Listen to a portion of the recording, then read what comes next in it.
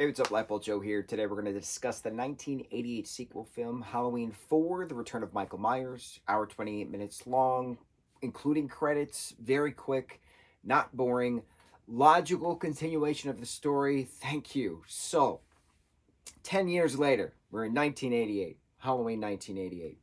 Well, technically, day before, October 30th, 1988.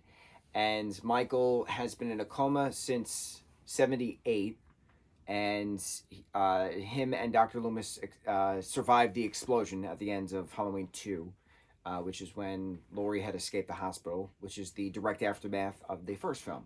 So it's a direct continuation, right? 10 years later, they're transferring patient of Michael Myers to another state facility because he's now property of the state. And so at the mention that he has only a surviving niece now, as his only family left in Haddonfield, Illinois, he then wakes from the coma, destroys the ambulatory escort that he's getting from facility to facility, and then is on a 4-hour hike now to Haddonfield, Illinois, to then kill his niece, who we then find out to be Jamie Lloyd. Jamie is the 7-year-old daughter of Laurie Strode, who she had a child with. Do not know. Something happened. Laurie and Jamie's dad are no longer with us. She's now a foster sibling of Rachel, and who's the main teen female character of this. And so they all live in Haddonfield. Michael comes back to Haddonfield. Dr. Loomis comes back to Haddonfield to convince now the new sheriff that we don't want a repeat of 10 years ago. We got to fix this. We got to stop it before it happens. But then, of course, it happens, and then all hell breaks loose. But the citizens take charge as well.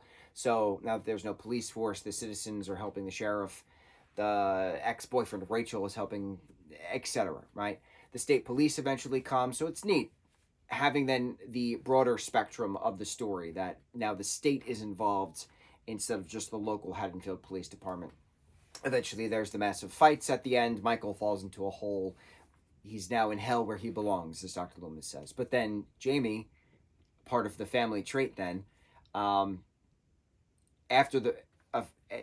everything, aftermath of effects, takes mom's scissors and,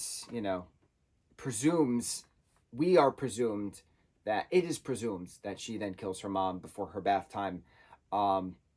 Hence Dr. Loomis screaming, "No, no," with Jamie holding the scissors up, covered in blood, in the clown costume that she wore for Halloween the day after his escape, a la her uncle Michael, who wore a clown costume in 63 when he killed his sister. So is it now a family hereditary trait? What's going on? How does this lead into the events of Halloween 5? How does Michael come back? What happens to Jamie? So it's very interesting because I remember the ending of this. I remember watching this many, many years ago when I was younger.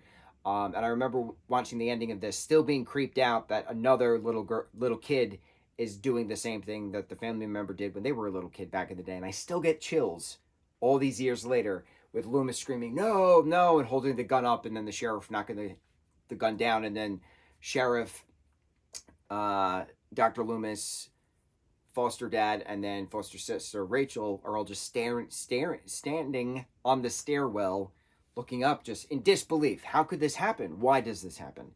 Cut to credits. End of Halloween 4. It's quick.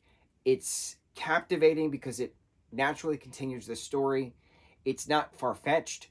I was specifically looking out for Silver Shamrock merch through this because I read that Silver Shamrock merch was then referenced in other Halloween projects. I didn't see it, so I'm still going to be continuously looking for that. If somehow this does happen, how does then the third film become an anthology film when it is not technically? We already talked about that. We went on a rant about that. But I didn't see anything in this, so I'm curious if the fifth film will bring any of that merch into the effect. I'm curious how the fifth film then progresses the story. I'm curious when the timeline is of events as well, because this is 88, 10 years after the events of the 78 Halloween Part 1 and 2. Good continuation. Held my attention. I didn't have many, many, many questions that were unresolved. Just your standard far-fetched supernatural killer Michael Myers is still coming back from the dead after many gunshots and stab wounds. How does this keep happening? Halloween 4, Return of Michael Myers. On to the next review. Mucho mahalo.